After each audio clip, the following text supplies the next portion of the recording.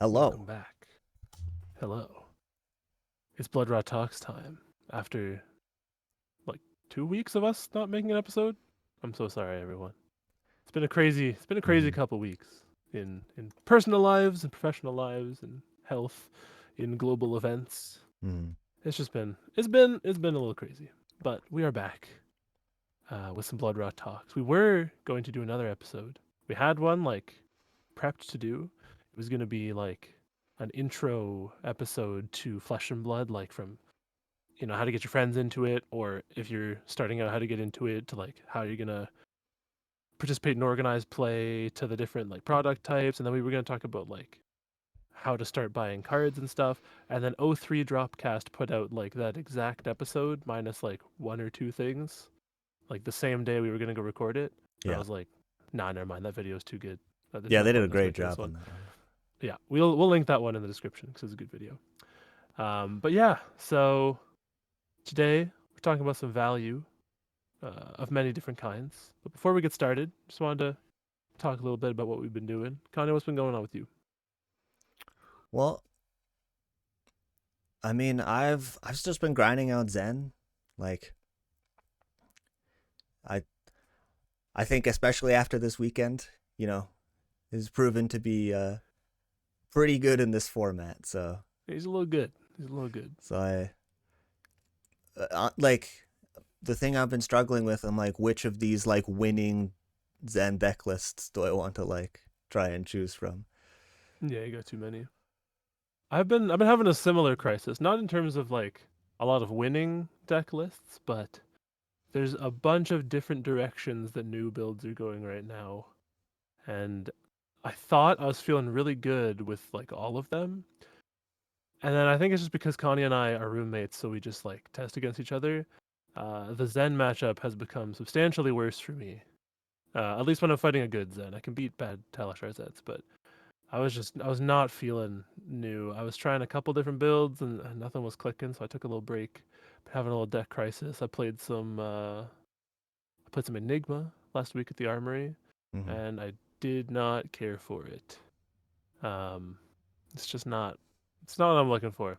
It is fun, but it was like I know Miragai is broken. I know like so many of the things she does are broken, but every time I got a Miragai out for both of my losses, they just happened to have the exact answer for it. Like I was playing against John Florian, and I played two Miragais, and both turns he just had a Summersfall in hand. Didn't even have to like tutor it or anything. Hmm. So I don't know. It's just like I felt like I was just waiting to see Miragai, and when I wasn't doing that, I wasn't doing anything crazy interesting. It's not my cup of tea. So then I was playing some Jarl.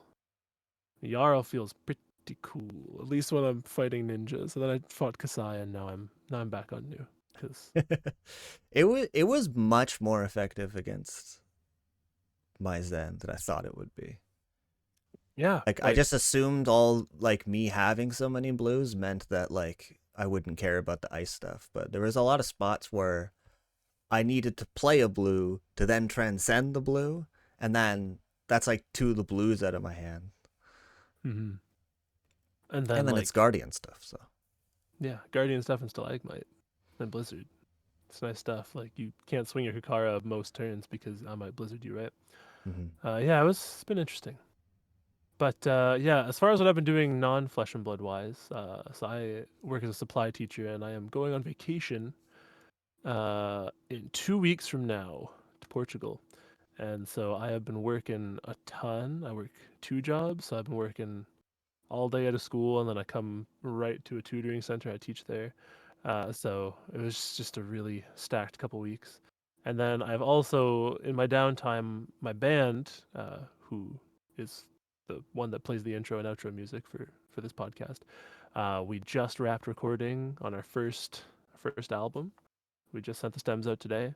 So all that stuff is done now. Aside from my big vacation, I should have more time for Bloodrot talking. But yeah, shall we get on to the Fab news, Connie? So there's been quite a bit this past week. Mm-hmm. Now, Obviously the Yarrow deck did drop. We just yes. mentioned doing that, and But we got a bit of a spoiler card, Cassie. We sure did. Editor Connie, post the card. Whoops, not right there. Right, there, right there. Post it right there. So they showed the new Hatsu specialization expansion slot card for the Hunted. And it's the coolest thing ever. It's like, Mm-hmm. I don't know if it'll like, put Katsu back where he was when he could do all of his double bonds, Probably Art of not. War stuff, but at the very least it's very cool. Um I could see this and like one Ninja Legendary in this new set being close to enough. mhm. Um, we'll see. We'll see what happens. But I don't know. I'm feeling pretty good about this card. It's very neat. It's obviously not gonna bring him back to the Bonds of Ancestry silliness that he was doing, but it's a very good card, and it's a Is a lot more very good card. flexible. Because Yeah. Bonds, you were just playing Katsu to double Bonds as much as possible, and that was the thing you were doing, and everything else was just trying to scrape value out of your hands. Mhm. This lets you be a little more fast and loose with it. Like you can go for the dishonor line, but you don't even need the surging strike. You can just do like a gust wave into this into like Fluster Fist if you did Kadachi's before. Like Yeah, because there's a whole bunch of stuff. historically, Fluster Fist is a card that's never been played for its combo ability. It's just been like it's like raw stats. But even like a blue Fluster Fist, when you have this card in your deck, all of a sudden that blue Fluster Fist is like literally Salt the Wound. Yeah. And we have another gust wave, which Mm-hmm. is now taking the place of what old Fluster Fist was, and now Fluster Fist is something new. It's weird, but it gets conditional go again. Katsu's gonna be interesting after this set. I'm kind of regretting selling a bunch of my ninja cards, but that's okay. We'll talk about that in the first main topic of the pod, which is selling and Mm-hmm. buying your cards. But yes, that was pretty cool. Um, there was the Calling Kuala Lumpur this weekend. I watched a decent bit of it. I was trying to finish up all of our album recording stuff. Like Ahmed and I were doing listen throughs of the songs and making little tweaks while I was just trying to watch it on silent. And it was like untimed top 8 rounds, so sometimes I would like take 5 minutes off and I'd look back and it's the same card on the chain link. So, you know, it's a little tricky to follow at some points, but it was pretty sick. Nick Butcher took it down on Zen, which is pretty sweet. Um, the new list that made top 8 was very interesting. It was, I think it was similar to Victor Mercado's Count Your Blessings list. I'm leaning towards that maybe being where I want to go back to with new. We'll see. I have a few different things I want to try with her. But yeah, I guess we'll get into the main topic. So, Sounds good. our first topic today is about value, but not card playing or blocking value, but card value monetarily. We were Mm-hmm. talking about this on the last podcast, how the price of the game is a pretty big obstacle. And obviously, none of the stuff we'll talk about today is a way to remove that obstacle, but I've certainly seen a lot of people online talking about getting cards in a way that I think they're spending more money than they have to. Yeah, especially if their When goal is particularly to build a collection. yeah, because like personally, I have not been very flush with cash in my flesh and blood career. I've been a university student the whole time, and I've worked like 2 part-time jobs while doing school, but not anything full-time. Now that I'm a supply teacher, like that's I'm a little more comfortable to be spending money on cards. But despite that, I managed to put together too many decks to count. Like we have the Guardians built. I had like a Ninja deck, Ranger. I built Kasai. We had Dromai. Mm-hmm. Um, we had Icelander built. Some of this is between the two of us, and then obviously the Assassins. Uh, I and got all then the ninja stuff. You have yeah, a I've bunch got of the ninja stuff Florian. still. I got a Yeah, bunch. I got all of the. We got the Viscerai Vincent stuff between us. yeah, Got all the and warrior stuff. yeah. The reason is not because I'm like some giga rich crypto finance bro or anything. I'm just a humble little Ontarian part timer. But it's because most of that stuff I got for pretty cheap because I paid attention Mm-hmm. to what I figured the release schedule of the game would be. So like Assassin, right? Assassin is now widely regarded as the most expensive class to get into, and it is, right? But the really expensive Assassin cards, Leave No Witnesses, Surgical Extraction, Codex of Frailty, um, and then the generics you need. The generics are a slightly different story that we'll get to. But I got Leave No Witnesses. We got that at like $5 a copy, I think. Mm-hmm. Surgical was more. Surgical I did have to shell out a little bit for. Surgical had the issue when it first got printed if they accidentally short printed it, and then they made up for it in a future Yeah. set. And then my codices, I think I got for $30 a piece. I Yeah. think Shelby from Invasion, like I think I accidentally didn't buy them quite early enough and they spiked to 40. And he was super chill and he just let me get them at 30. And now they're like $100. So thank you. Mm-hmm. Thank you to Shelby. But yeah, so like right now it feels terrible to get into Assassin. And that is a problem that needs addressing. But there are a whole bunch of people that like Jarl got announced and immediately everything spiked and I see people waiting to snag a stalagmite and then now it's like $100 card. Mm-hmm. Um, like play sets of Oakenold going for $30. I bought everything I needed for Jarl this summer and I spent, I guess if you include Rampart of the Ram set, I think I spent like 40 to $50 on it all. And now it's like $200 worth of cards, right? And so I didn't even know Jarl was going to happen, but I know the kinds of decks I like to play. And I pay attention to all the dev talks and all of the keynote speeches. And so when James White and Brian Gottlieb say Ice is coming back, I'm like, okay, what Ice heroes do I actually like? We already had Icelander built, and we built her after she like as she was LLing, so everything was pretty cheap. Mm-hmm. And then, I thought I really like Guardian, and I didn't get a chance to play old him because he was really expensive when I got into the game.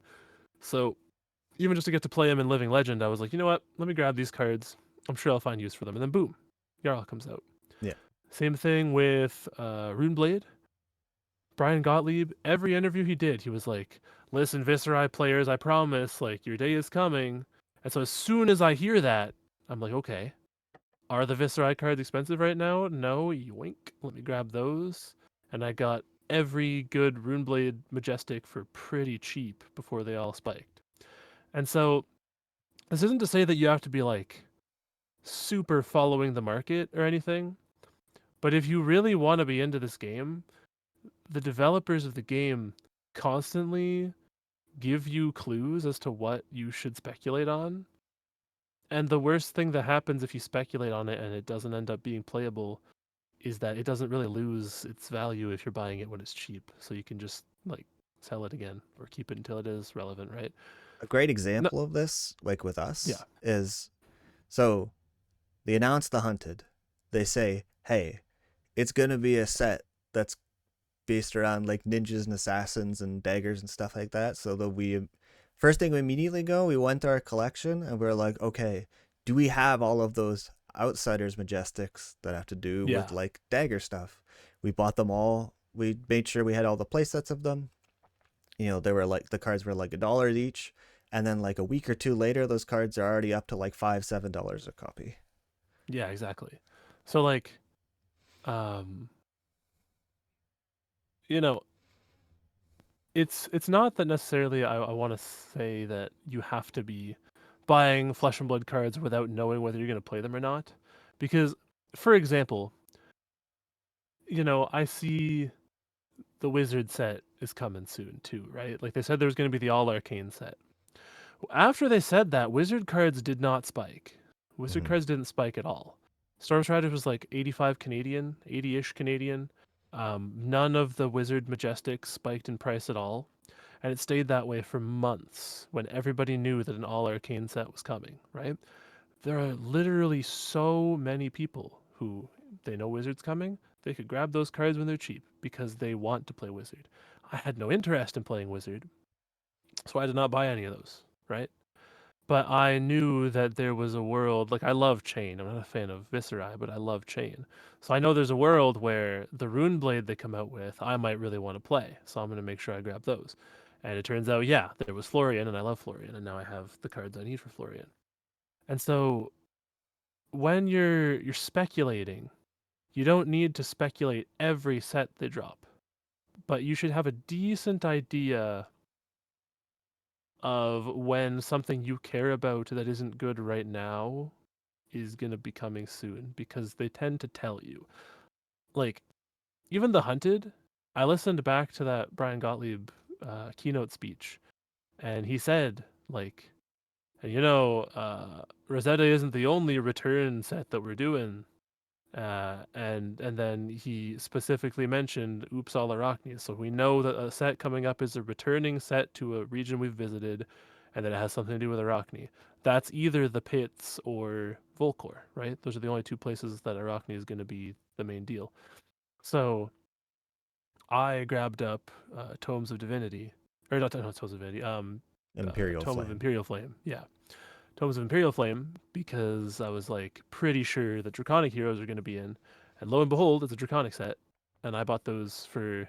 I don't think they've spiked a crazy amount now. They did for a little bit, but people aren't sure if the new heroes are actually going to play them.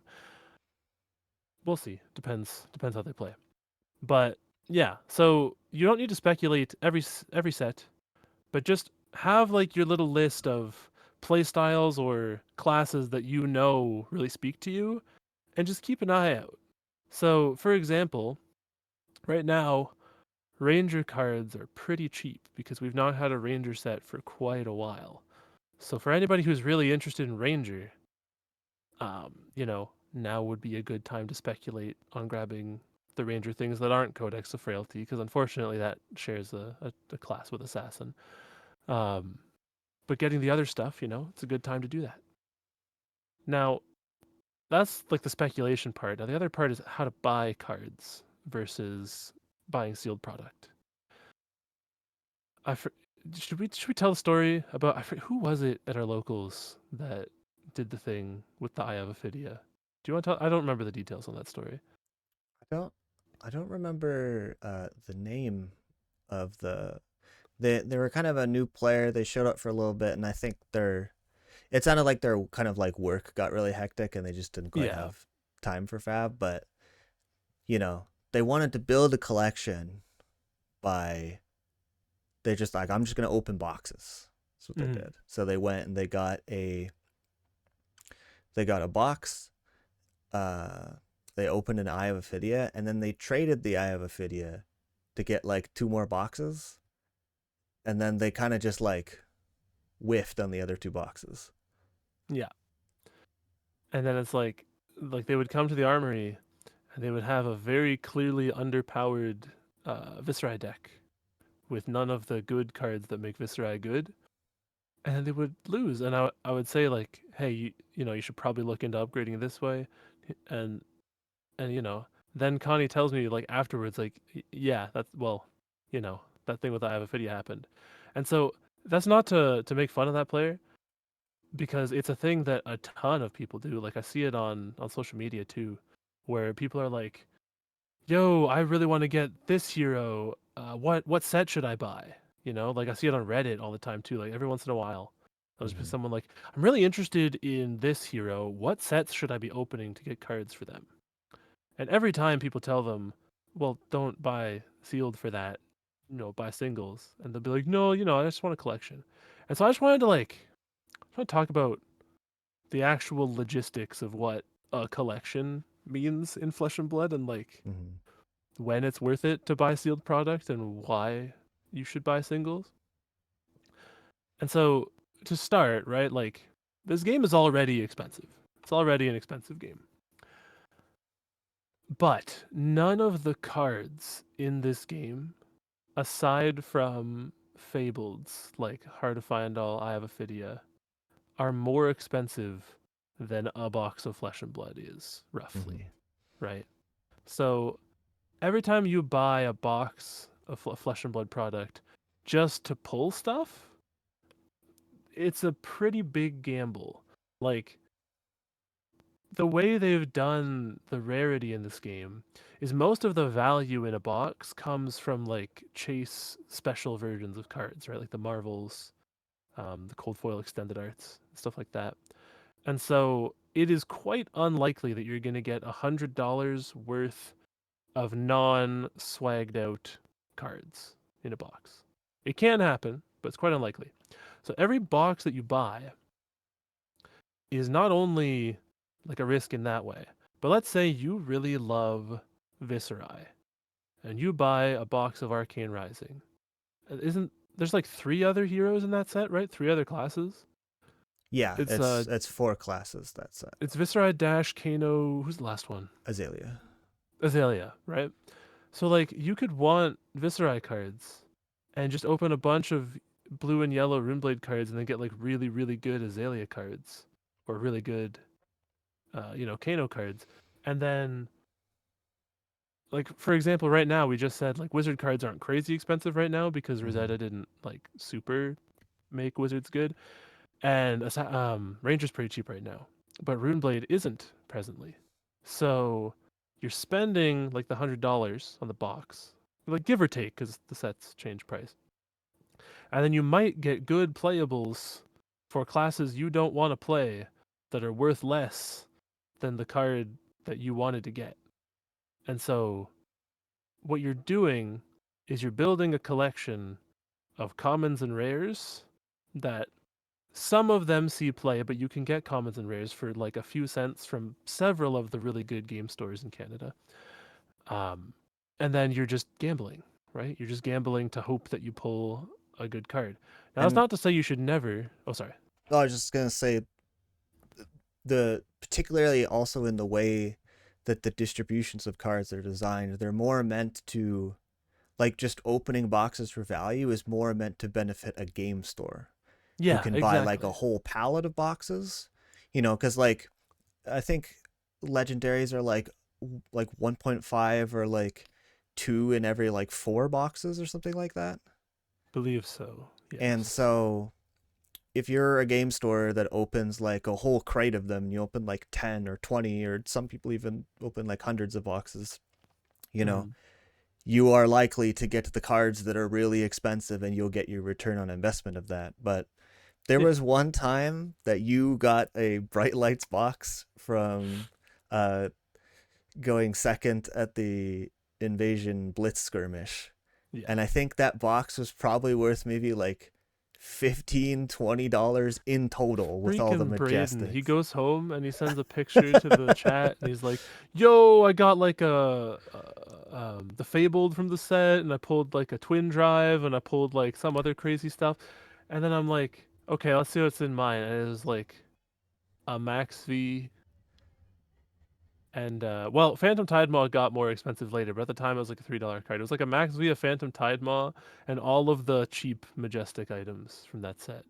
And so it was like, if I had purchased that box, I would have basically just lost $85, right? Like I just took $85 and I ate it, except I wouldn't get the nutritional value.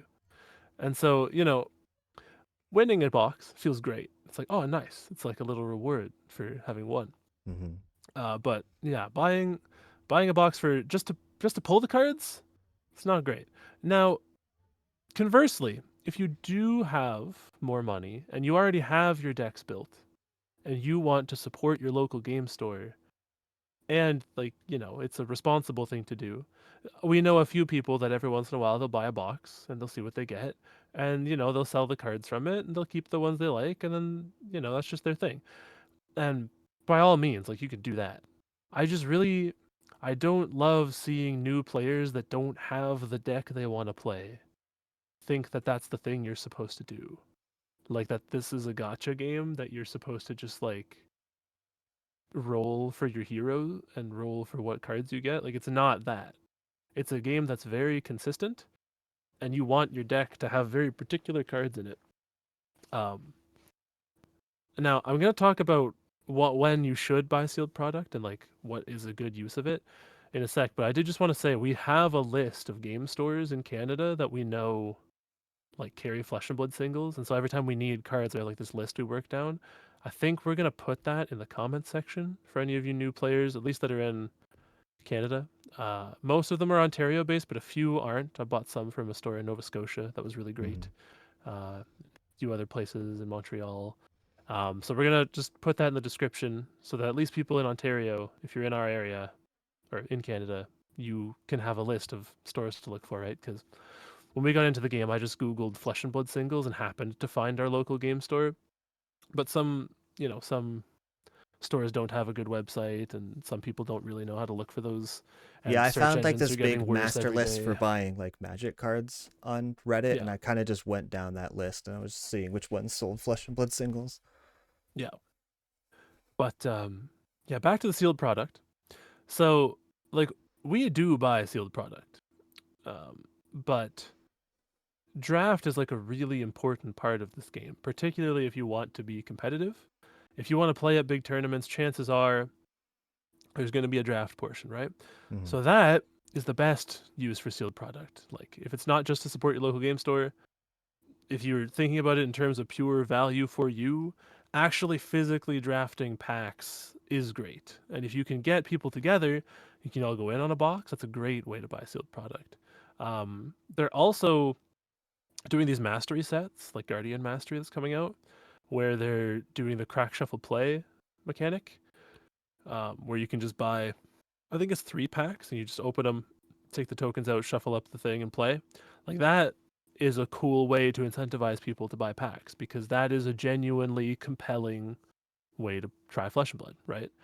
Certainly, when that comes out, I'm sure Connie and I are going to do a little crack shuffle play, Yeah. and try it out. So like obviously buying sealed product is one of the backbones of the game.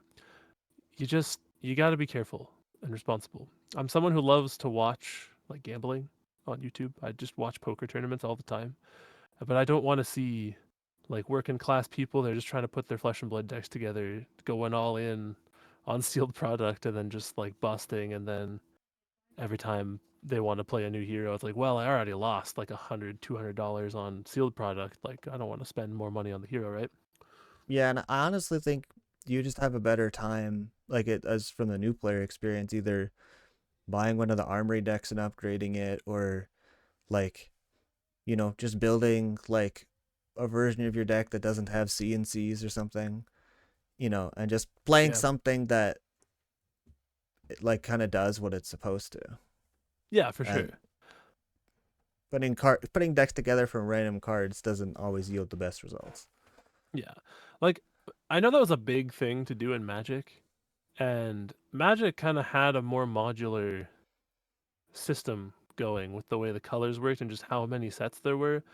Like realistically, you could take a box of random Magic crap and two people could just build two really fun decks and play them against each other.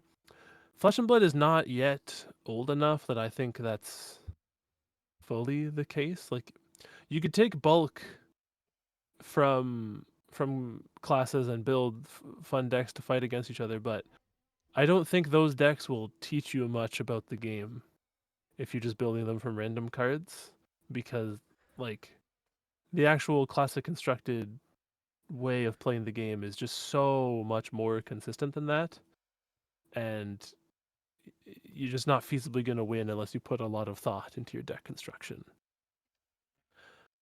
um but yeah, so in summary, don't just buy sealed product to gamble. If you don't have your deck built yet, buy singles and buy them from local game stores. The one thing I forgot to mention also is that like there is a good Discord community for buying and selling cards too. Actually, yeah, that was the thing I was going to mention. If you pull cards that you're not going to use, at least in Canada, there's a great Canadian Discord server. If you ask like anybody who plays Flesh and Blood in Canada, they will add you to that server. There's a good like reference checking system on there. You can sell your cards there pretty easily, at least once the postal strike is done. Which power to the postal workers, Mm-hmm. down with union busting. But yeah. So if you are going to get sealed product, at least do it to resell the stuff that you're pulling, or use it to draft, or just use it because you want to put money into your local game store. Now, I think it's time to talk about our second main topic. And this is the main topic, Mhm. which is value of cards in the game, internal value. Particularly today was inspired by a great talk I had with a newer player at our store who was playing Enigma, and we were playing the Enigma mirror, and it was really going poorly for him. And I was still at 40. I think he was like down like around 20, and it wasn't even like a crazy game in terms of like me high rolling. I could tell he didn't fully get how value worked. And so I wanted to talk a little bit about that. And then I wanted to talk about the value of on hits, and I wanted to talk about implied value. Because of the implication. Because I think that's something I've heard mentioned a lot in Flesh and Blood videos. And I don't think I've heard a ton of people explain it in depth. I've heard people give really good breakdowns of individual instances of implied value, but not like how you understand it when you're in the game. Yeah, most of the videos that we've seen on value like go into pretty in depth on like just the basic like math value of cards, but Mm-hmm. like not to like just because it is a huge topic, the value of on hits, but they tend to like kind of hand wave it a little bit, Yeah. and so we wanted to So talk about that specifically. to start, I want to just go over what do we mean by value in Flesh and Blood. I won't assume that everybody who's listening knows what that means in terms of like the value you get out of a hand. So at a baseline, your standard Flesh and Blood hand has 4 cards in it with 3 block value. And so if your opponent is attacking you, you can, at a bare minimum, put those 4 cards in front of your opponent's attacks and block for 12. And you'll have gotten 12 value out of that hand. The point of Flesh and Blood, the way you win it, is as many times as possible getting above 12 value in your hand. But that doesn't just mean threatening 12 damage. And it doesn't even necessarily mean blocking and attacking so that like 12 life disparity happens. Like, you know, like you stop 6 damage, threaten 7 damage. That does go one above, but it's not even just that. On hits play a big part for several decks getting above 12 value. And so when we get into the value of on hits, we'll explain that. But so I wanted to go over like what a hand looks like and how you use it. So the biggest problem that I see when people come to this game from Magic the Gathering is I'll watch them take damage from my attacks, and then they'll play their turn out, still holding a card, still with a card in arsenal, and then they'll pass. And so they had 2 cards out of their like 5 cards available that they just didn't use. So they might have like blocked with one of them to get 3 value and then attacked for 7 and gotten 10 value out of that hand, when it should have been getting, like arsenal included, close to 15 value, right? And that's because in other card games, holding on to cards for later is what you're supposed to do, right? Like you're supposed to hold on to cards in hand for later until like the right spot comes up. But that's not really what Flesh and Blood is about. Flesh and Blood is the ebb and flow of value cycles, and you use like equipment and on hits and hero abilities to go above that value and try to run over your opponent. This isn't to get into like fatigue and other stuff like that. This is just like the baseline mechanics of Flesh and Blood. That's what value is. And so you need to make sure when you're looking at a hand that you're getting your value out of every card. And so, like for example, here's a new hand that we could use that doesn't involve any weird assassin shenanigans. So let's say it's like an enlightened strike, um, Art of Desire body, so it's like a red 3 attack, a blue, and a Command and Conquer, right? Let's say that's your hand. So your opponent is attacking you for about, let's say 9, okay? So you have that hand. Now, what somebody might do with that hand is think, well, I can bottom the red with Enlightened Strike for go again, and then send Command and Conquer, right? But if you look at that, ignoring the on hit from Command and Conquer, 5 go again, and then 6 damage is 11 value. So that didn't really do anything to push your turn above rate. Whereas if you block with the Enlightened Strike, or with the Enlightened Strike and the Art of Desire body, you get 6 value out of that, and then you play 6. There you go, that's 12 value. So that's 1 point higher in the value equation. Now, you can save cards for later in Flesh and Blood. Obviously, that's what the arsenal is for. But so that's like you're kind of banking the value of that hand for later. You're saying, like, it's better to go higher above 12 next turn. So I'm going to set up a 5-card hand by, like, kind of spending the 3 life I could have saved with this by blocking. So you might tuck that E-Strike in Arsenal, because all of a sudden, E-Strike to bottom a card for 5, go again, play another thing with go again, play that 6. That's like 5, 10, 16 value. That's a good hand, right? That looks good. So that's like the basics of value. Now, implied value is the other part of the equation. It's with the Command and Conquer. It's why Command and Conquer is so bloody expensive. That hand I just presented is only 11 value if they don't have an arsenal or they don't have D-reacts that you're punishing them for. And it's only 11 value if they have more than 11 health. Because that same hand, so let's ignore the on hit for a sec, when your opponent is at 2 life and you are at a healthier total, all of a sudden that Enlightened Strike is worth way more on offense than defense. Even though it blocks for 3 and it only effectively gets like 2 value because at the bottom of the card, if you're threatening their life total, they have to block it, right? They have to give you like at least 4 block on that because they have 2 life. And so the implied value there is that the Enlightened Strike isn't threatening 5 damage, it's threatening to kill them. It's a card that says they need to give you 4 value out of their hand, minimum. And so that is when the value of a card changes. Now, Command and Conquer has the on hit to destroy your opponent's arsenal once it hits. If your opponent has an arsenal, it is probably worth more than 6, but not always. I'll give you an example. Like into Kasai, for instance. She plays a deck that is almost entirely 3 block cards, and she's happy to block with 2 cards, and then just like swing back sabers, and she calls it a day. If she is sitting on an arsenal and she has like her full suite of equipment, just playing a CnC isn't fantastic.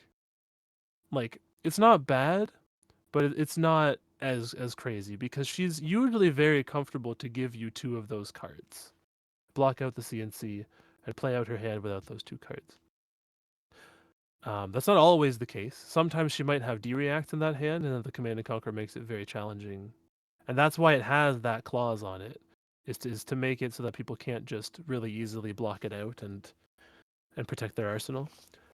And so you need to kind of have a read on how much Command and Conquer is going to do. And that's the implied value. It's the implication of what playing that card does.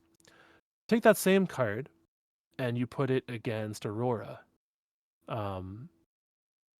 Aurora runs a bunch of no blocks, and she might have tucked a really valuable card in that arsenal, right? Either like a combo piece, a 0 for 4 attack, or a D-react. Because a lot of them play Sigil of Suffering. So in that case, if she can't really effectively block it, and so you're going to get that on hit through, the Command and Conquer deals 6 damage, And then if it's a 0 for 4 or a D react, it saves you 4 life, or it prevents them from saving 4 life. So that got you like 10 value right there.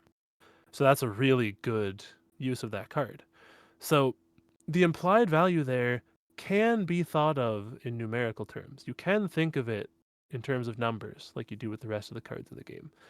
But you have to understand how different decks work, whether or not they're comfortable blocking you, whether or not you have anything else you can threaten that has go again before the Command and Conquer, or if you have Pummel and you're sitting on a Tunic counter, How or sitting I'm on 3 I'm Tunic curious counters. where like how you feel.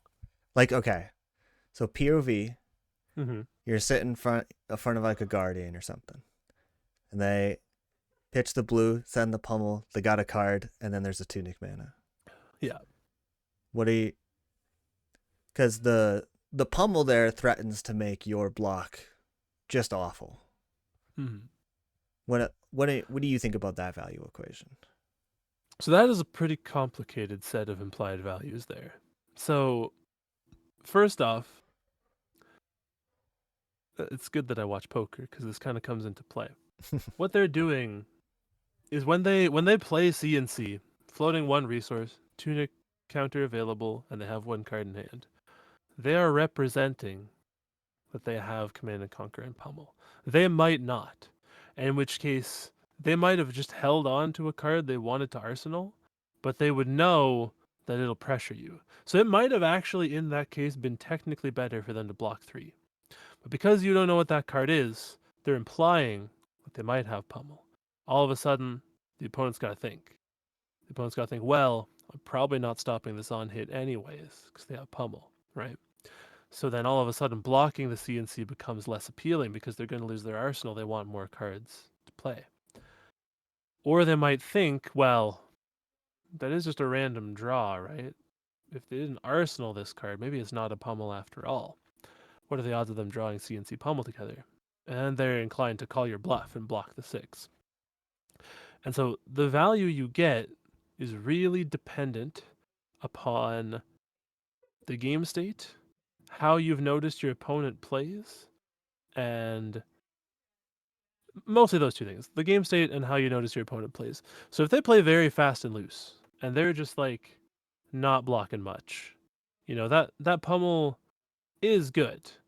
But if they weren't going to block the Command and Conquer anyway, you know, if it lines up with the Tunic resource, that's fine, but you're certainly not holding 4 cards to do CnC Pummel, if that's the Yeah. case. You don't need the Pummel to push through that on hit. If they are turtling really hard, or they seem like they're playing very scared of your on hits, you can threaten that Pummel a little more often, even if you don't have the Pummel, right? You can set up plays where you just hold the CnC in Arsenal for an extra turn, just so that you have that Tunic counter available to present Pummel. Now, the actual how it plays out with Command and Conquer Pummel, um, I've dealt with this several times, and when I first started playing the game, I had no idea what I was supposed to do. Mm-hmm. Basically, if they have Command and Conquer Pummel, what's going to happen to you is you will take 10 damage and lose a card from hand of your choice and your arsenal, right? That is what they are threatening. If you block with 2 cards out of your hand to stop the CnC and they pummel you, you are going to lose all but 1 card in your hand, and that's all you will have. So you'll still take 4 damage, probably not be able to use that last card. Maybe you can, but probably not, and then Arsenal. So you have to really think about what your turn looks like both ways. Like, is your turn good enough that losing your Arsenal and a card from hand and taking 10 damage is worth it? So let's say 10 damage has 10 value, right? And then a card from your arsenal, let's say it's a head jab. Let's just treat all of these unknown cards as head jabs. So let's just say it's 3 go again, right? That's 13, and then a card from hand of your choice. Let's say that's 16. So they're hitting you for 16 value. Can you get more value than that out of the 3 cards you have remaining? It is possible you can, depending on your deck, whether or not you have like other permanents in play, or whatever. But chances are, it's going to be tricky to get that much value. So it's not a matter of trying to outvalue your opponent. They have a really good value hand if they have CnC Pummel. What it is instead is trying to get as much value out of your hand as you can in this spot. Yeah, So if you block you're 6, at like oh sorry, disadvantage there. Like yeah, when you're so presented with something like that.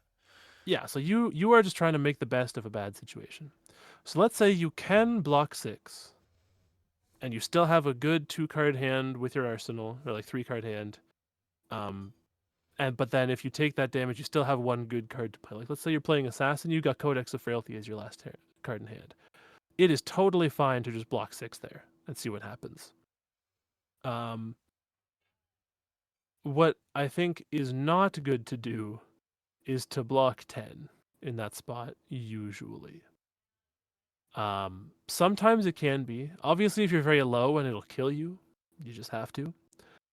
But especially when life totals are high, if you block 10 and it's into, say, a Guardian, and they arsenal that Pummel, and you really think it is Pummel, every time they attack, because they're probably going to have full tempo after you just block 10, unless you used a bunch of equipment. Yeah. Every turn they present any attack that costs 2 or more, you have to assume they have Pummel still, right? Because they can pummel on something So, way scarier if they get to just yeah, keep getting a full hand because you're yeah. too scared of the pummel. Guardians like to play efficient hands, but there are tons of 5-card Guardian hands that are scary as hell, right? And so you don't want to full cover and let them just constantly loom with the threat of pummel. You'll just crumble under the pressure usually. If your hand sucked anyways, by all means block 10, But if it doesn't, chances are it's better to eat that pummel in some way. And so if you can block the 6 and you still have a good hand, that's fine.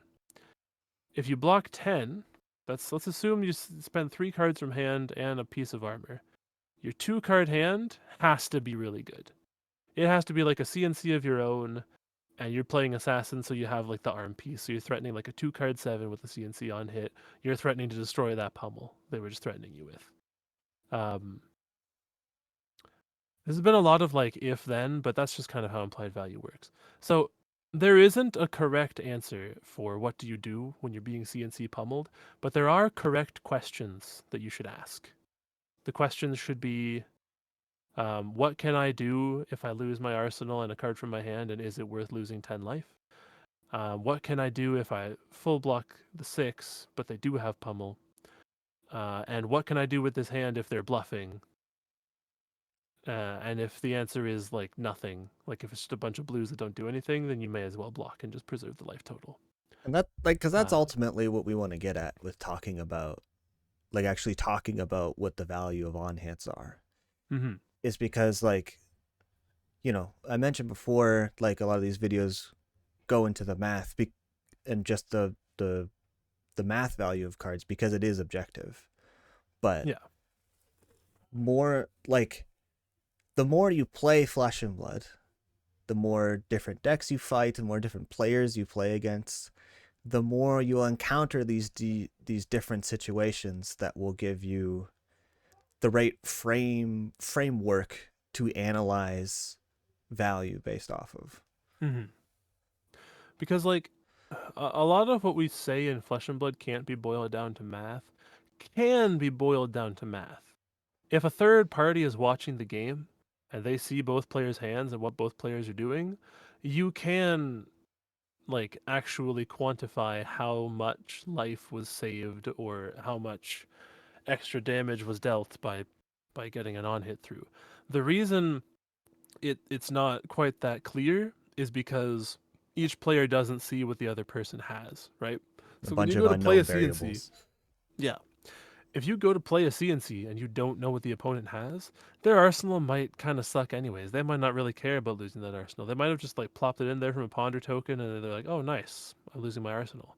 That's happened to me many times. I arsenal a terrible card. My opponent CnCs me. I'm like, oh, sweet. I drew a codex. I wanted that out of there anyways, you know? And so, like, what you need to do is really be familiar with how your opponent wants to play and think about how likely it is based on how they're playing that they care about that arsenal, or how likely it is that they're probably going to block this, or how likely it is that they let it through. And then you can at least give yourself a range of values. So, like, if they haven't been blocking much, their deck can't block well, you play a CnC. At a baseline, you're getting like 2 or 3 value out of destroying that card, plus the 6 damage you're dealing. That's a 2 card 9? 2 card 8 or 9? That's pretty good, right? That's good value. Hmm. If that card was going to brick their hand, like they have a Command and Conquer, or they have a Codex of Frailty, and they want their arsenal clear, it's not great. If they have a D-React in arsenal and you present that, you know, that math is a little more complicated. It's basically they have to choose between making their hand weaker to block 6 to later on block 4 more easily, or they have to take the 6 and lose out on 4 block, which is effectively taking 10 damage. Plus the And value, so, like, because they had to give up a card on a previous turn to arsenal yeah, that. yeah. And so that value can be counted. You just have to kind of know. You have to know your opponent's decks pretty well. You want to study up on how they play. Now I'm gonna move on from Command and Conquer because we've been talking about that for a little bit. But Could I just want probably to talk talk about about that like card forever, but yeah. such a crazy card, especially an assassin. That Yeah. like is the assassin class. But the other cards I want to talk about were, or at least as far as the generics go, because we're going to talk about some crush stuff and we're going to talk about some assassin stuff. But the other generics that like anybody can play that I want to talk about were Erase Face and Weakest Link. So Erase Very Face, important sideboard cards in this meta. yes. Erase Face was particularly important before they banned High Octane. Um, but Erase Face has like some of the most variable value of any card in Flesh and Blood. It's a 2 block, so it's not good on defense, but it's a 6 attack. So it's not a break point, but it's, it asks for 2 cards. But if it hits, it varies from doing literally nothing to completely shutting down someone's turn. So, for example, you play Erase Face into Azalea, right? Okay. None of my attacks are ranger attacks, but they are still arrows, so I'm still going to shoot you for 14 dominate. She has taken that 6, right? That card does nothing to her. Nothing in her class, or nothing in her kit cares about like class or talent types. You hit a Dio with that, and she can't boost, and she can't play her Mechanologist items from the top of her deck anymore. That's backbreaking, right? They can just usually attack once and then end their turn. So, like, the floor of that card is attacking for 6. The ceiling of that card is attacking for 6. It hits. And then every card your opponent can't use to attack you was just removed from the damage you would take. So like, let's say she was gonna play like boost 4 go again, 4 go again, 3 go again, 6 or something like that, right? It's like 8, 11, 17 damage. Mm-hmm. And then you hit her with Erase Face. She has to block it because if she doesn't block it, she can attack for 6. And then she's missed out on like 8 other damage she was gonna do. And so you've like dealt 6 damage, saved 8, so that's 14 value. Um, Now, if she has 2 items in her hand and she can't block it anyways, you're still gonna kind of shut down any boosting she might have done by pitching those items, and she'll just have to take a setup turn. So that card is of variable use, but it is very good in the spots where it's good.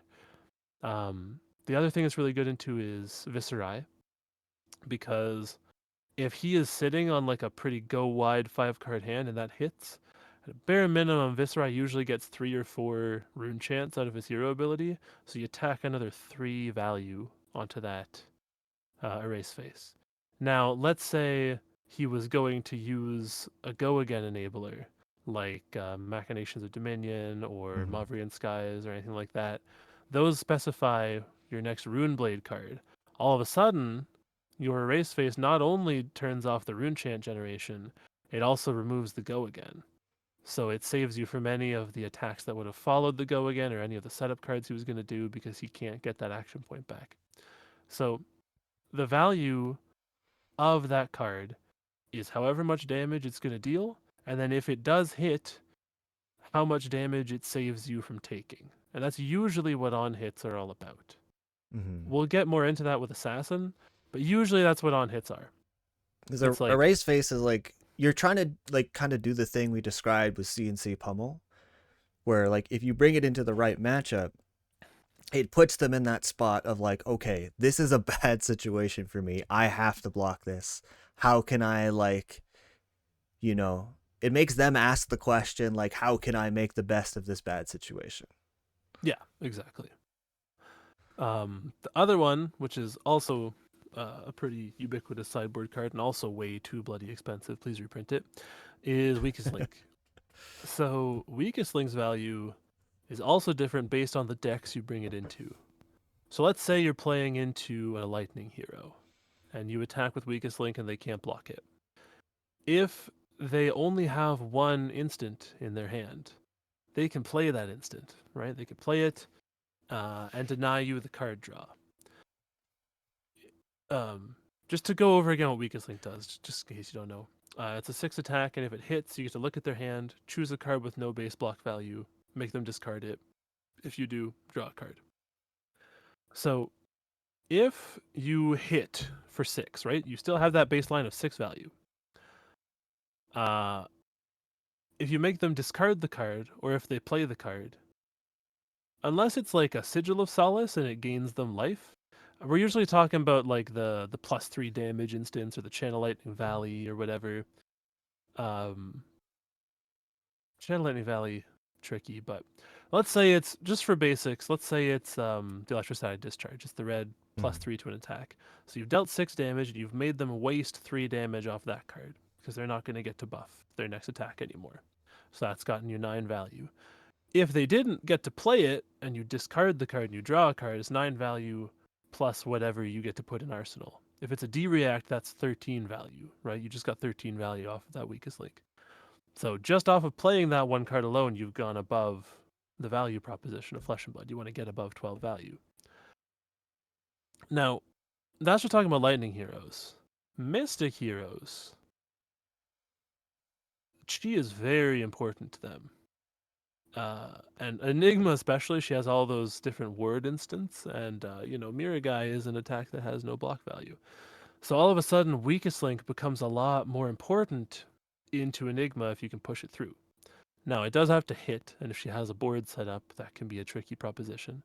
But let's say there's no word value on the table, and you're just attacking with Weakest Link, and they have like 2 cards that don't block in their hand. It puts an enormous amount of pressure on them because they like have to block that out, or they have to play out the words, spend it on partially blocking the Weakest Link. You get to look at their hand, and you've just denied them board setup, right? That value is all still numerical. How much ward did you take out of their hand that would have been spent to attack you next turn, right? That's a numerical value you can add on top of the damage you deal. How much value would they have gotten out of the instant that they end up discarding? How much value do you get out of the card you draw? You don't need to think about any of them playing it in response stuff if you're against a brute because they just have non-blocks that are attacks, right? Mm-hmm. So they don't have the option of emptying their hand. It's a 0 block in their hand. You get to discard it. You draw a card. So into brute, Weakest Link, the range of value is smaller if they have a non-block, right? It's probably going to get you quite a lot of value. The last generic I want to talk about, where the value is finicky, is not an on hit per se, even though this is like the on hits section of the pod, but it's Warmonger's Diplomacy. So for those that don't know Warmongers, which is also an obscenely overpriced card, please reprint it in something. because it's in like freaking Dusk Till Dawn. People don't want to open Dusk Till Dawn Limited, right? Or maybe they do. See, this goes into the whole thing with buying boxes, right? It's like we talk about buying boxes not being worth it, and then let's go to the on hit section, and the on hit card costs a box of Flesh and Blood. So are you Yeah. really going to spend the money on a box instead of just getting the card? It's risky. But yeah, so Warmongers, your opponent chooses either war or peace. War means they can only attack or use weapons, and peace means they can only do non-attack or weapon actions. So they can do any instance they want, but they can only do attacks for war, non-attacks for peace. And you gotta choose it too. Yeah, you choose it as well. So Warmongers is a weird one. Into Rangers, it's usually huge, right? Because a lot of them want to spend pumps from their hand or arsenal to buff up their arrow and make it big. If they already have an arrow in arsenal, what Warmonger says is they don't get to get the value out of those buffs that turn. They just have to send an arrow unbuffed. So Warmongers saves you however many buffs they have in hand times 3 value. But Warmongers isn't an attack, so it didn't get that 6 baseline value that Weakest Link, Erase Face, and CnC get you. It just saves you however much damage you prevented them from threatening you with. Now, it also doesn't have Go Again, so it eats up your whole action point. So chances are you didn't... I mean, unless you're a ninja and you're cheating and you get to just like do a 18 damage combo and then play Warmongers because you don't like people and you want them to suffer. I feel very targeted by that. Well, doesn't feel great, does it? When we switched decks and Connie got hit with the Warmongers for the first time, which is playing Azalea, the look on your face is priceless. I was like, yeah, Yeah. that's how we feel. That's yeah. how we feel. I felt empathy for the first time. But yeah, so yeah, like it eats up your action point and you don't get to attack. So you have to be pretty sure it's going to get you enough value that it was worth it to not do anything else that turn. It was worth it to use your action point on playing it. Now, new Visceri builds are infuriating because a bunch of them just have ways to get Go Again without caring about playing non-attacks, and so they don't get like all it does is prevent them from rune chant generation off of their ability. Like if they have Malefic Incantation on board and they just attack with Swarming Gloomveil and Rune Rager Swarm and then swing a sword, it like didn't do anything, right? Yeah. It saved you what, 2 life? So it was like playing a blue 2 attack at that point. And then it might also have a negative effect on you. That's the value you have to consider. It's like very hit or miss into warrior as well. Like yeah. the dual wielder anyway. Yeah, and warrior, if they're non-attacks, are their Go Again source for that hand, like it's worth so much value. If everything is a reaction in their hand, it just did absolutely nothing. So like I am very guilty of having just played Warmongers in a spot where it did almost nothing and then just losing. I was playing Kasai at this one tournament. I was fighting Mike Karanchia and he was playing Azalea. And I Warmongers instead of just like swinging swords twice. And at the end of the game, like we're packing up, he's like, "You shouldn't have Warmongers there." And I was like, "Yeah, I know. Because he knew. Like it wasn't even a matter of his hand happened to not have been worth it. He was looking at my hand. I could have pitched that Warmongers to just threaten some good damage into him, and it would have made it so the game was a lot closer. Because that Warmongers, it was like off of a Go Again, I think, and I could have attacked for a bunch more. But instead I played that, and so it only ended up saving me like 3 life from his buff, and then he just arsenaled it at the end of his turn. So it like didn't even really do anything. It just a lot of the time, even in Ninja, like not always playing Warmongers, just because like it's like it really, I think with Warmongers especially, it really depends up. It doesn't just depend on how much damage you could prevent. I think it also depends on how much damage that you are giving up. Yeah. Like if you emptied your hand otherwise and played that to arsenal a good card that doesn't get stopped by it, that's a great use of Warmongers. If it stops any damage, like it's pretty worth it. But if you could have had a good turn of your own and you waste that good above rate turn blocking and then just play Warmongers, you could have just pitched the Warmongers and had a good above rate turn, right? Yeah, because I think Um, only Ranger is like truly the deck that gets screwed by Warmongers the most, and even then, like uh Especially with long draw, whatever, Half long draw Glove. half glove, I think. Yeah, Like they, your they first specifically. Warmongers. Oh, Oh, sorry. sorry. I was saying that Alice specifically did a bunch of stuff to make sure that Warmongers wasn't like so backbreaking for like every deck. Yeah. That like Rune Blades and Rangers and Mechanologists have a few ways to play around it. hmm Yeah, and so like this isn't to say that you should never play Warmongers. It's a good card. I put it in my Mm-hmm. deck all the time.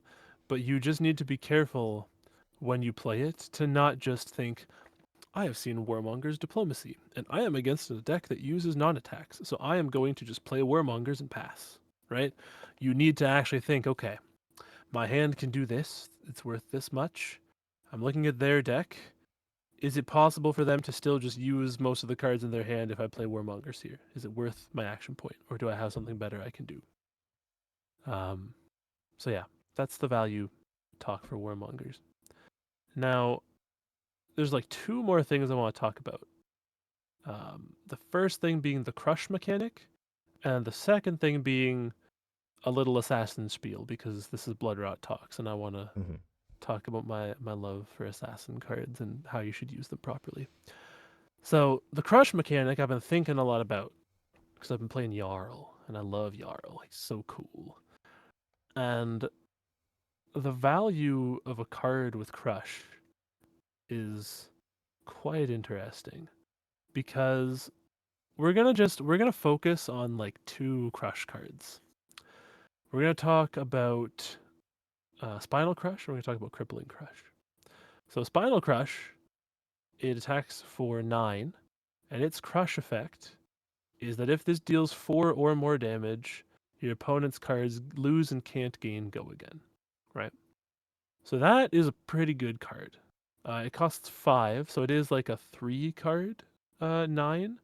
So it it in and of itself does not break the value flow that we were talking about, right? Because say you blocked with the 4th card in your hand and played this, you've gotten 12 total damage value out of it. Mm-hmm. It's that crush effect that matters.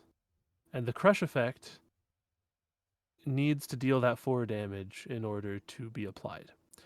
Your opponent only needs to block 6 on Spinal Crush to not be negatively impeded, right? So you just spent 3 cards to deal 3 damage. You didn't get the crush effect. They still have 2 to 3 cards left, right? It's a very good card, but not always, especially if they have armor. If they're sitting on a full fridge of armor, you're mostly just using this to pull the armor because there's no world where you get the crush effect. The thing that makes crush effects good, especially into aggro decks, is their cards don't always block 3. Sometimes they got to give you Mm-hmm. more than 2 cards to full block this. Um, or sometimes you're able to give this dominate, or sometimes the last card in your hand was a pummel and you have a tunic counter and you can spinal crush pummel them, right? Which all of a sudden makes that a great turn. And so when you see a spinal crush, or not even just when you see a spinal crush, when you're thinking about putting spinal crush in your deck, let's even just go to that level. You've got to think, how well does the deck I'm fighting block, and how much does this go again effect do, right? And so if you're playing in a Guardian mirror, Spinal Crush is not that great. Guardians aren't going Mm-hmm. again very often, anyways, right? If a Guardian has a good hand and you play Spinal Crush into them, they just eat it and then they just send one really good big attack and then play a reaction, right? Same thing with Assassin. Like, it prevents me from swinging daggers, it prevents me from double disrupting, but it doesn't stop me from just sending a good on hit with a reaction, right? So even though you see the big number of 9, you really need to think about when it's worth it to play that and like how much value you're actually getting out of it. If you're playing it into a ninja and it's very difficult for them to block it anyways, by all means, you let that rip. Mhm. If you're playing it into Azalea, she's got a lot of 2 blocks, it's tricky for her to block.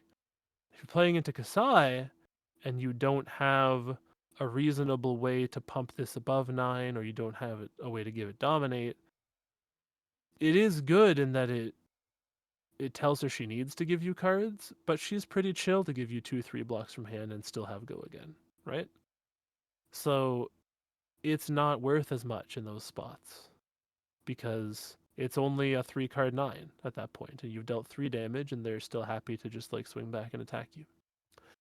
Um, A and 3-card so 9 is the just the base value of blocking with 3 cards.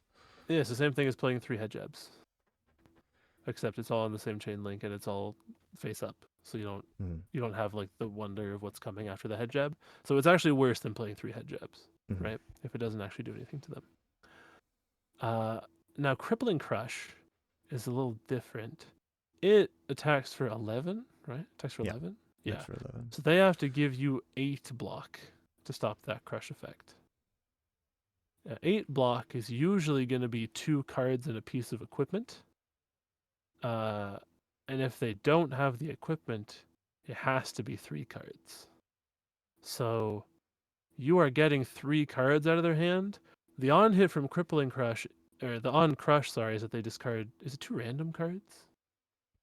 Yeah, it's 2 I random believe cards. I believe it is. Let me just double check that it's random before I talk any more about value. Yes, it is 2 random cards. Okay, yeah. So you can play Crippling Crush off of 2 blues and a tunic. So it's a 3-card 11, which is very good, right?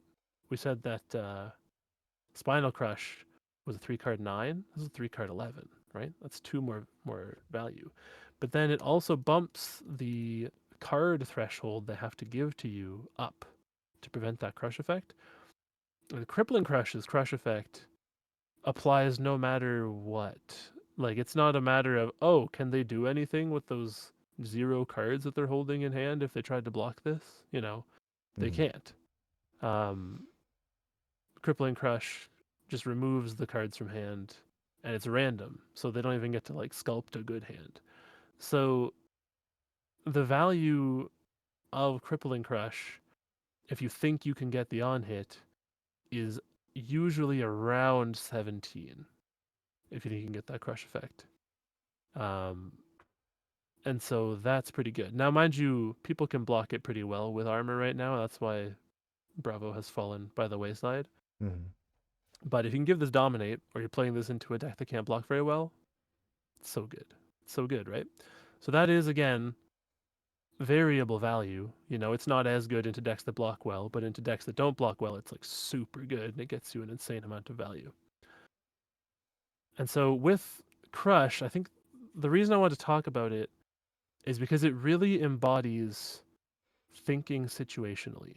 It really embodies how when you play that Crush card, you have to be thinking about how it's going to affect your opponent, like how that crush effect is going to affect them, how easily they can stop the crush threshold, and what they can reasonably threaten back if they do stop the crush threshold, right? And so that is a lot of implications of value. But I walked you through a couple examples between like attacking a ninja versus attacking Kasai, um, where you can kind of assign numerical values to that crush effect. And the last thing I want to talk about is the assassin cards. So I had like 4 cards I want to talk about with assassin. The first one is leave no witnesses. Now, leave no witnesses is probably my favorite card in Flesh and Blood. Probably. It's just the most. It's just old reliable. You know, it's like a warm hug when you see a leave no witnesses in your hand when you draw that card. It's just wonderful. Leave no witnesses, for those uninformed, is a 3-block, 0 cost 4 attack that is contracted to banish your opponent's red cards. So if you banish a red card with it, it gains you silver. And it says if it hits, you banish top card of their deck, and then you banish their arsenal. You banish another card from arsenal. And so Leave No Witnesses is like a little mini Command and Conquer, right? It's still on the same cost curve as Command and Conquer. It costs 2 less, but deals 2 less damage. But it also has the little added value of dealing deck damage by banishing off top, maybe generating silver, and some other stuff that we'll get to. But so Leave No Witnesses is a really great 1-card hand, right? If you have this in Arsenal and you block 12 and then attack with this and threaten 4, that's 16, and then if it hits, you banish their arsenal. Let's say it was worth 3, that's gotten you 19 value in that card cycle, plus the banishing of a card from the top of their deck, which I guess now is a good time to talk about deck value. So the value you get from banishing a card off the top of their deck is really up in the air. If they aren't gonna see every card in their deck by the end of the game, like if it's a game where you're both just kind of killing each other, it's quite a big gamble, that banish. If they are gonna see every card in their deck by the end of the game, that deck damage is worth quite a lot because it brings them one step closer to fatigue, right? Yeah, I'd So say you have to deck kind damage of is definitely one of the harder things to quantify in terms of the value of on hits and stuff. yeah, like we can assign numerical values for cards in hand and cards in arsenal that you remove, but a card banished from the top of the deck, they're just gonna draw a different card, right? So it's possible you banish Titanium Bauble from the top of their deck, and then the 5th card in their deck was uh what's the brute card? Why can't I remember it? The yellow one. It's the one. Oh, what, Beast Within? No, not Beast Within. It's the Oh, good card. Bloodrush Discard. Bellows? Yeah, Bloodrush Bellows, right? Like there are spots where banishing a card from the top of their deck gets you Bloodrush Bellowed, right? You have no way of knowing that. So banishing from top of deck is a is more about your game plan into them. There are times where I've fought our friend Braden on Kano. He always tells me like I have like the most insanely blessed like banish off top luck, and I do honestly. For as much as I can hate fighting Kano, I am so blessed when it comes to banishing off the top of Kano's deck. There was a game we played a couple weeks ago where I banished 3 cards off the top of his deck, and 2 of them were either 2 of them were Blazing Ether, one of them was Ether Wildfire, right? Those that's pretty good. Like those 3 could have just been blue zaps, right? But it happens to work out that way. So the value in terms of removing that card is hard to quantify, but it is easy to quantify if your game plan is fatigue, because you are trying to remove threats from their deck. You're trying to remove the number of times they get to attack you to threaten your life before you end up running them out of cards. So it's not that we can assign a numerical value to it all the time, but let's say you banish like a blue, or not blue, like a, is it Mauling Key? Is that the 1 for 5 that deals 1 on hit if it's combo with a tiger? Yes, that's right. Yeah, so let's say you banish a Mauling Key off top of deck from a ninja, and you're trying to fatigue that ninja. You have just removed 6 damage from their entire game, right? Because you're not thinking about how much damage they're threatening on a turn-to-turn basis. You're thinking how much damage they're threatening over the course of the entire game and whether it can get through your blocks and your disruption, right? And so in that spot, trying to gun for damage to the top of their deck is good, not only for removing that damage from the game, but also getting them 1 card closer to running out of gas and fizzling, and then you just kill them with your mill game plan. Yeah, because like right? my game, like talking about the other side of that equation, like new into Zen or something like that, I know that the game will go to me potentially running out of cards. And so like my goal is like I want to attack with Chase the Tail, make sure it does 7 damage every time. And then I want my 1 Preserve Tradition to put a Chase the Tail back in, and then I want to attack with it for 7 again. Yeah. And like if a random banish hits a Chase the Tail, that's one less 7 damage that I can send Yeah. throughout the game. And if it happens to hit a preserve tradition, same thing, right? Mm-hmm. So yeah, that's the value on banishing from top. Now with Leave No Witnesses, it has the same value proposition we talked about before with Command and Conquer, where that arsenal can be pretty valuable to snipe. The tricky part is if they've arsenaled a D-React, because Leave No Witnesses does not Doesn't have the clause. uh Doesn't have the no yeah, it doesn't have the D-React clause. clause. And so it also gets full covered by that D-React. So let's say you're like, nice, I'm going to play this Leave No Witnesses, and your opponent has a D-React in Arsenal. It just full covers it. They don't have an Arsenal, so even if you have an attack reaction, it doesn't actually get you the Arsenal banish, and they've just nullified your turn. So in that spot, Leave No Witnesses might as well be, is it Wounding Blow? Wounding Blow. It might as well be Wounding Blow. It's just a 0 for 4. They blocked it. So the implied value on Leave No Witnesses is really nice to talk about because it is a nice one card hand if the opponent doesn't want to block. But it's kind of a nothing one card hand if the opponent does want to block. Like it's better to put it in Arsenal. The reason being, you want to be throwing other threats before it to have go again before you play it, or you want to block with it so that you can use Codex to get it later. We'll talk about the Codex value in a little bit because that's one of the cards I want to talk about. But the more you can threaten before you play that Leave No Witnesses, like for example, let's go with Kasai. Let's talk about Kasai. I just like Kasai because Valiant Dynamo and all those 3 blocks make it so that she's a good example of a deck that is pretty happy to give you some cards from hand and still attack you, right? So against Kasai, if you just play Leave No Witnesses, she just blocks with Valiant Dynamo, and a 3 block still has 4 cards in hand because of the arsenal. You've gotten very little out of that because she's going to refresh the dynamos. But let's say you have a turn that looks like this. You swing like a Beckoning Mistblade. Okay, they block with dynamos. You swing a second Beckoning Mistblade. They're like, okay, I'll let this one hit. Persuasive Prognosis for 2 go again. Okay, I'll give some armor here or maybe a card from hand. Okay. Now they've spent the dynamo, a card from hand, and then you play the Leave No Witnesses?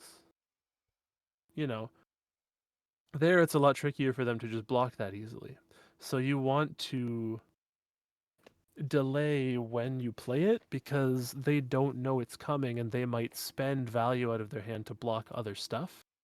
And then it's more likely you'll get the full value out of that Leave No Witnesses, right? You'll get that like 7 to 8-ish value off of it.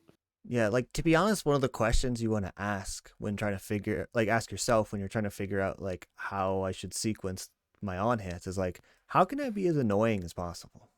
Yeah, basically. How can you piss them off, Yeah. You want, as an assassin player, and as any class that presents on hits, to play your card and see your opponent get a little frustrated. If they're not getting a little frustrated, you're probably not using your on hits effectively, right? It is inherently frustrating to look at a card that says, if you don't give me some of those juicy cards, you're going to lose your juicy cards, right? It just does not feel good. Now, the next card I want to talk about is one we just mentioned, Persuasive Prognosis. It's a great example of variable value in Assassin, right? So, at a baseline, it's a blue 1 attack, cost 0. Says, if it hits, banish a card from the top of their deck, and then banish a card from their hand of the same color, right? You get to look at it, choose a card. And then anytime it banishes an action card, you gain 1.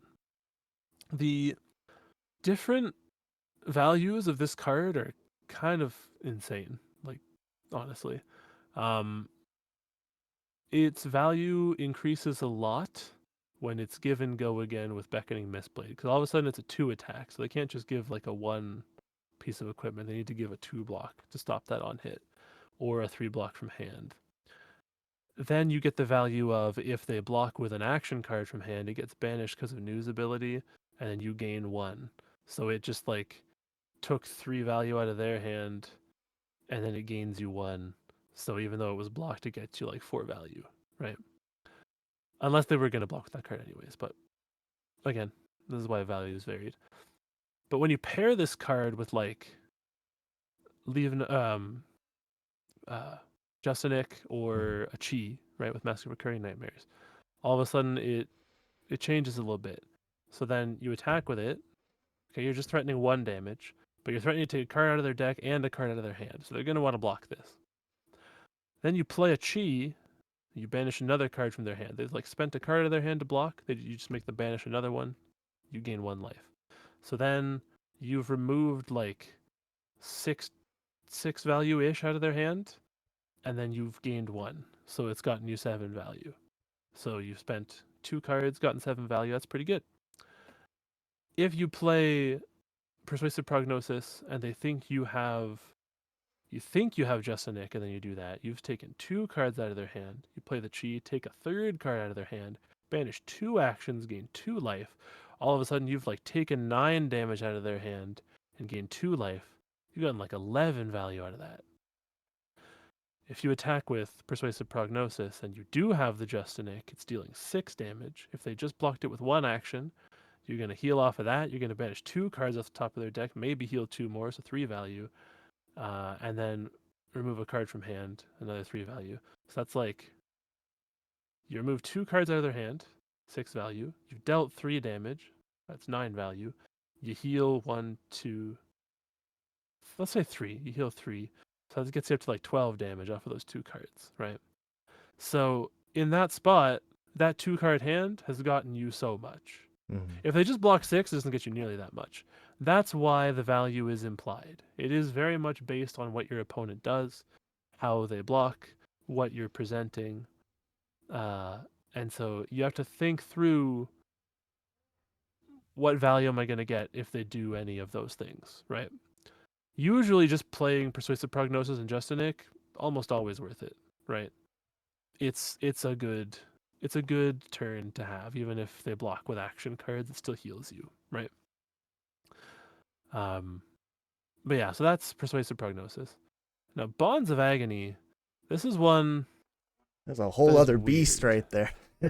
Yeah, it's weird. I think Bonds of Agony is the best card that I block the most with, because that's like that's a funny I way to phrase it. yeah I talked at length about Bonds of Agony, so I'm not gonna do another like 15-minute segment of talking about Bonds of Agony here. But the way the value of just that card works is if you can't turn on its ability, it does nothing. You should always block with it or pitch it, right? Mhm. It attacks for 1 and has no on hit. That sucks. Like that is That's probably the that's the one of the least value you could get on a card. Yeah. yeah, that's draft chaff. But if you play against an opponent that's scared and they're like, I don't want to get hit with on hits, and they're just throwing their hand every time you play a good on hit, all of a sudden you're holding a crisp nothing plus this Bonds of Agony, but they give you the hand. That's pretty good, right? That's a lot of value. There So even there's though, nothing crazier than when your opponent is like just absolutely terrified of your on hits. I remember feeling that even as Katsu, mhm, like like back when he was like pretty good, or you'd play against someone who was newer, and I would just explain to them, yeah, if this hits, I can discard a card to Katsu's ability, and they're like, oh well, I gotta stop that, and they just like full block like every turn, and they just die to Kadachi's because they just like. There's been several games as Katsu that I've played against newer players where it ended with me at almost 40. yeah, because it's just terrifying. That's a good example of pissing people off. When we'd fight and you'd play Katsu, you'd literally just play like Surging Strike. I'd be like, oh, this guy, like, what are you doing to me? You know, because I'd feel so bad about that on hit. Um, that's like offensive on hits instead of disruptive on hits, which we can talk about another time when the inevitable Katsu Renaissance happens with that new card. We can talk some more about some Katsu math. But with Bonds of Agony, so it's like this kind of Schrodinger's value, right? Or Schrodinger? I don't remember.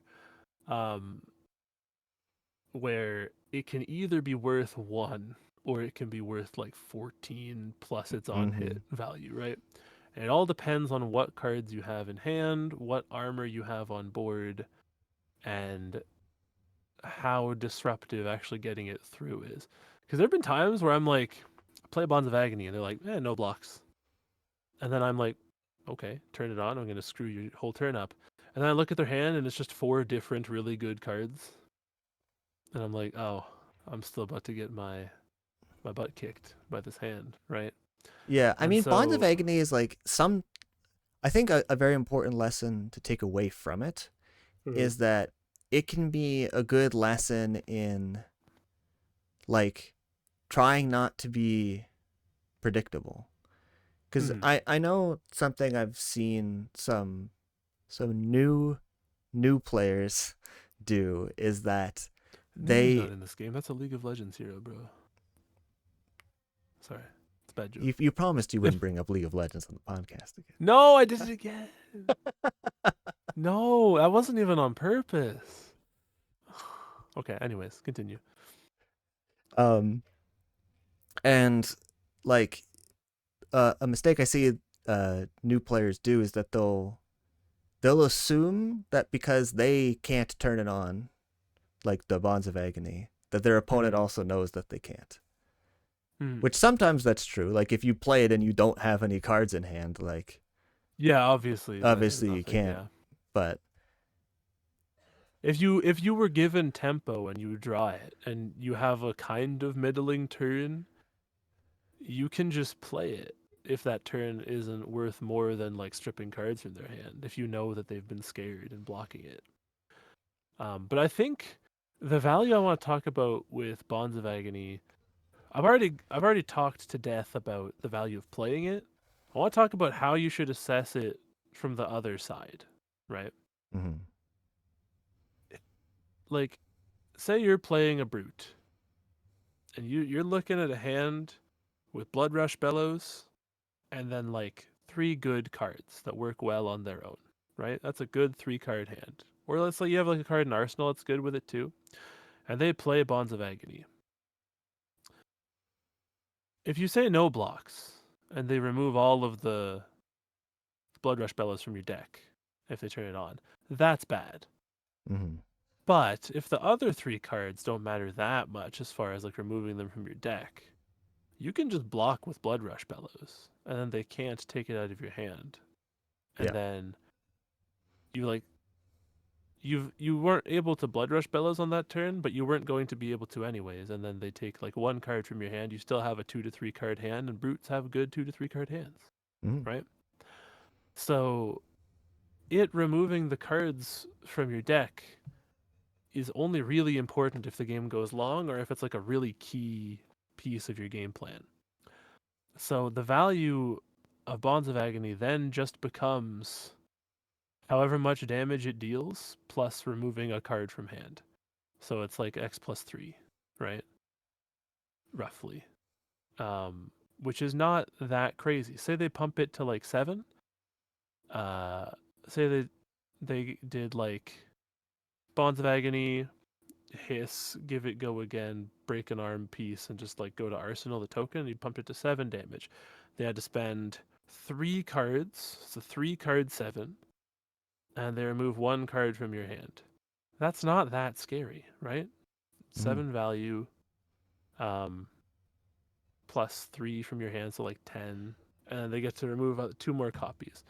Depending on what the card is, there's more value about if those copies are blue cards she gets to use later, right? Stuff like that.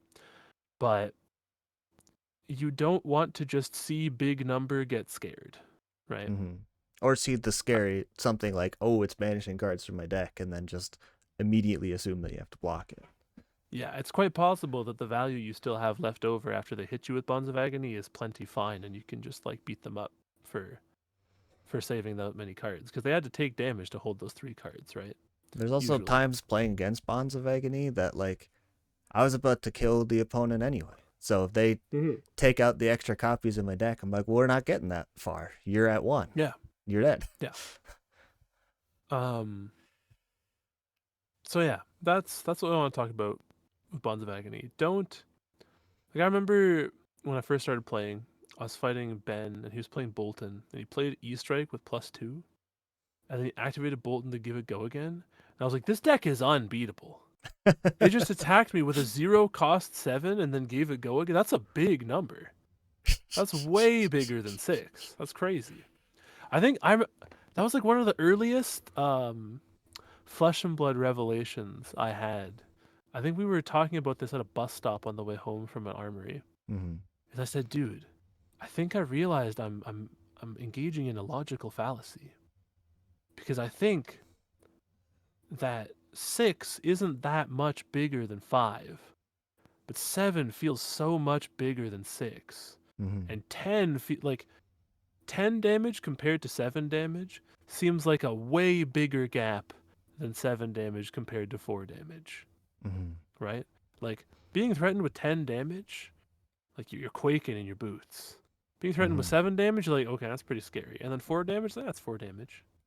But they're just intervals of 3. They just mean one more card from your hand. That's all it is, right? Mm-hmm. So you want to be thinking about the math from a logical standpoint, and you don't want to let yourself get intimidated by on hits that don't actually affect you that bad. Now, the last card I want to talk about was Codex of Frailty. And I want to talk about how much value is Codex of Frailty.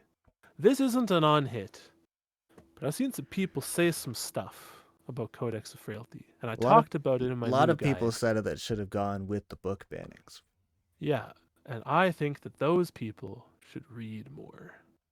Should read more. They should read more because they could learn some things about life from books.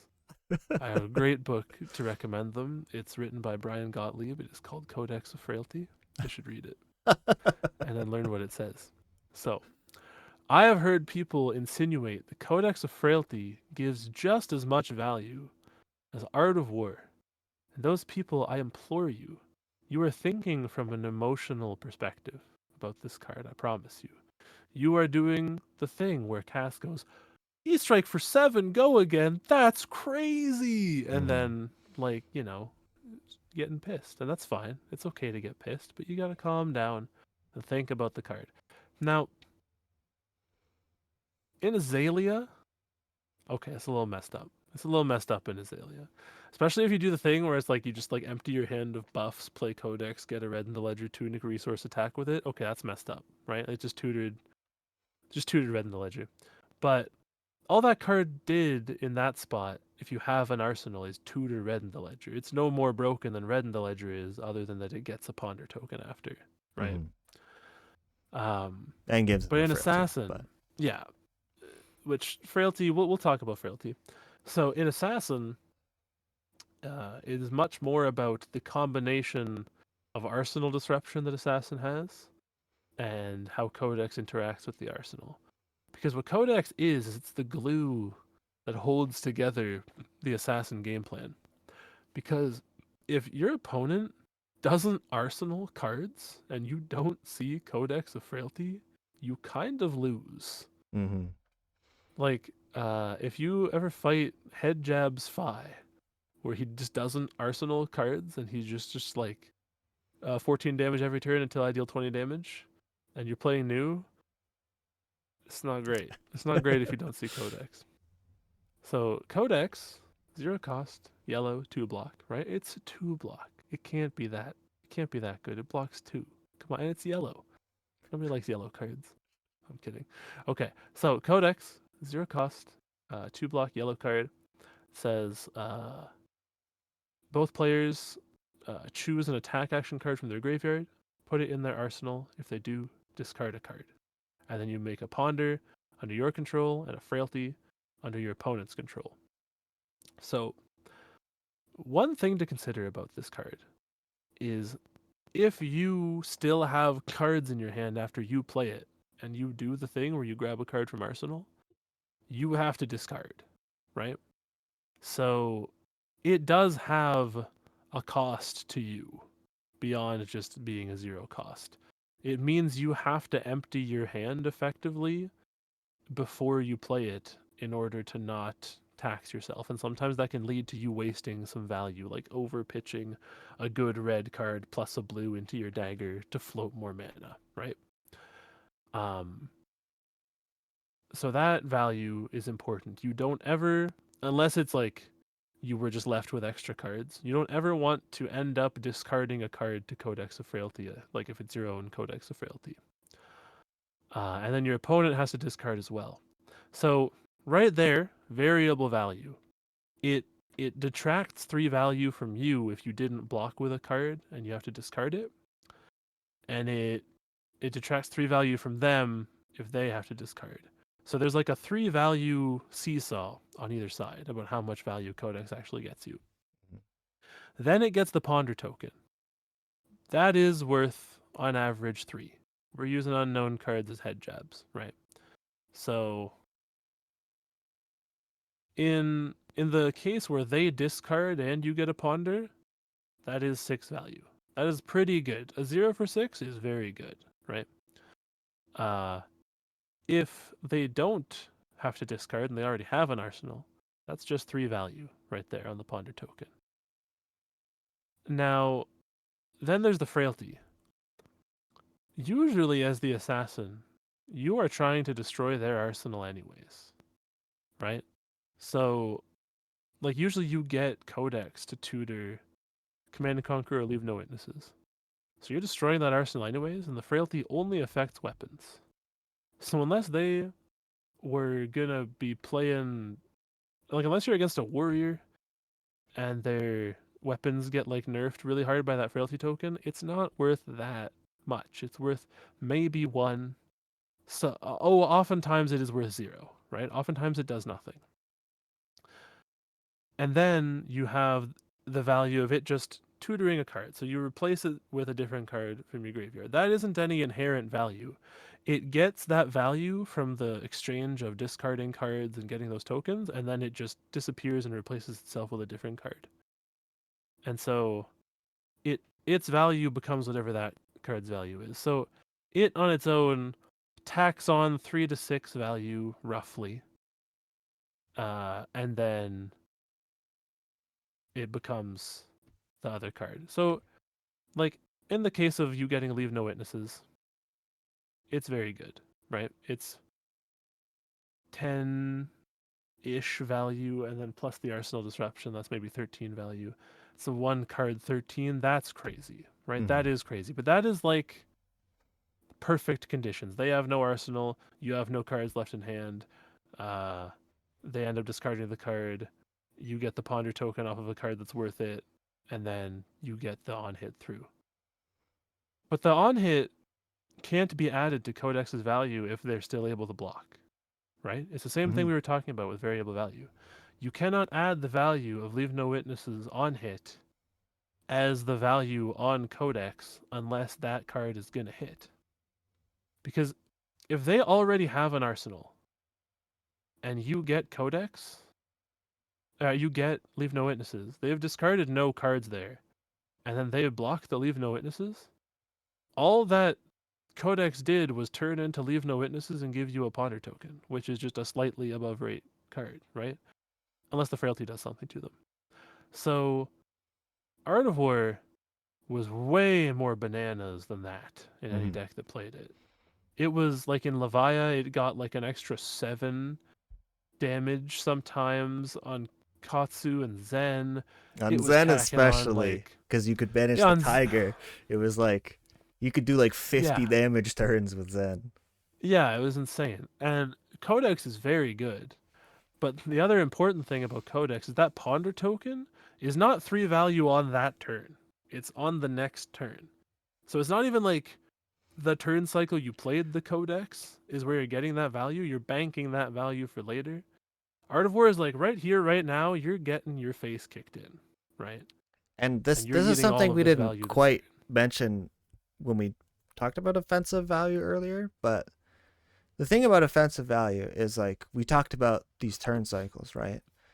But if you do damage that's like way over what they can block, then they have no choice but to take all that extra damage. It's why stuff like Dominate is like really good. And so, you know, if you bank the value for next turn, then on the next turn cycle they are able to interact with it. Yeah. So I think comparing Art of War to Codex is like really, really bad faith, I think. I would agree. I am biased, so, you know, You can feel free to disagree with me in the comments if you think Codex is a messed up card that should be banned. I would be willing to allow it to be banned so long as they had another way for Assassin to punish people for not arsenaling. Because if they don't arsenal, like, I already talked about this, but here's why. If they don't arsenal, Command and Conquer and Leave No Witnesses are dead cards. Like, they do nothing if your Yeah, opponent if it never weren't for arsenals. Codex, like every time I play into Assassin, I'd just be okay, I'm not arsenaling. Yeah, several times what the use of Codex has been is I already have a CnC or Leave No Witness in Arsenal, and I play it to make them arsenal something and discard so I can threaten the arsenal. I Right? honestly can guarantee when LSS was working on Outsiders and they were testing Assassin and Azuri, that I imagine one of the things that they came to the conclusion to was that, like, oh, like Leave No Witnesses and Command and Conquer are like the most important disruption pieces in this deck, Mm-hmm. and if the opponent just doesn't arsenal, then this class sucks. Oh my god, playing Arachne and you did an Arsenal, I was like, what am I even doing here? Yeah. I can't compete with this value. There's nothing I can do here. But yeah, so what is my conclusion here? What was the point of all of this? The point of all of this was that fab math is fundamentally what the game is all about, even when you're talking about implied value. Mm-hmm. But it's just that you have to think about the value in ranges. You need to think about the value in terms of possibilities, and then you got to balance those possibilities in your head to make the correct decision, right? You can't always have 100% knowledge of the value of that on hit. Sometimes you do if you happen to like see a card they reveal off of a clash, or you've looked at their hand with Siren's Call or something like that, then you do, and Mm-hmm. you can just make the right call. But it's that when you are interacting with these on hits, whether you're playing them, whether you're defending against them, you have to think logically about them. You have to think about the numbers being presented at you, the numbers you're presenting back, uh, and how that affects the value cycle of who gets to go above 12 more often than the other person. And that is the value of on hits. And I believe that's all we had to talk about for the main topic. Thank you so much for Mm-hmm. listening. It's been good to do this again. I missed this. And I'll try to get another episode done before I end up abandoning everybody to go to Portugal. But my fiance lives in Portugal. It's a Yeah, very I'll long story. I'll probably be recording an episode or two with some of our game store friends while Cass is away. Yeah, it's You know, perfectly just see fine. who's ever down to do it. And you Just can because, comment, this yeah. person's cooler than Cass. Replace them. And I'll be like, I guess I'm staying in Portugal now and living with Panda Bear from Animal Collective and eating egg custard tarts all day, every day. Yeah. But yeah, so I'm be leaving around then. But then the day I fly back in from Portugal is Battle Hard in Toronto. So I'm gonna have to do some thinking. I have to be a little bit of a thinker before I go about what I'm gonna play at that Battle Hardened, because I will have no opportunity to practice for it in the weeks leading up to it. So we'll see how that goes. I think obviously I should just play new, but there's so many different new builds right now. I might go over that on the next podcast. Just talk about the different new theories and their various advantages and stuff.